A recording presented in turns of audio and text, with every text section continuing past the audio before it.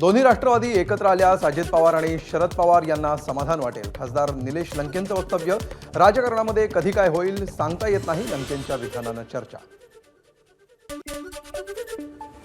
नाशिकच्या मालेगावमध्ये भाजप नेत्यांचा बैलगाडीतून road show. Ravindra Chavan आणि मंत्री गिरीश महाजन रोड शोमध्ये सहभागी.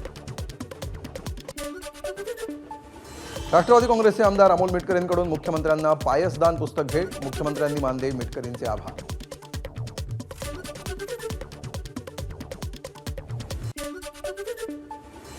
छत्रपती संभाजीनगर महापालिकेमध्ये अजित पवारांच्या राष्ट्रवादीकडून प्रलंबित प्रश्नांकडे लक्ष वेधत बॅनरबाजी.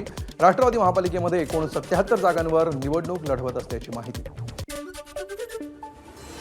अकोल्यातील प्रभाग 14 मधील मतदारांचा मतदानावर सामूहिक बहिष्कार. गेल्या अनेक वर्षांपासून मूलभूत सुविधांकडे लोकप्रतिनिधींचं दुर्लक्ष होत असल्यामुळे स्थानिकांचा निर्णय. अहिल्यानगर महापालिका निवडणुकीमध्ये भाजप राष्ट्रवादी युतीच्या उमेदवाराकडून प्रचारासाठी वेगळी कल्पना.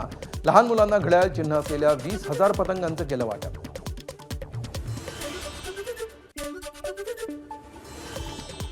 सांगलीच्या शिराळा तालुक्यातील आराळ्यामधील गांधी सेवाधाम विद्यालयामध्ये वेशभूषा स्पर्धा.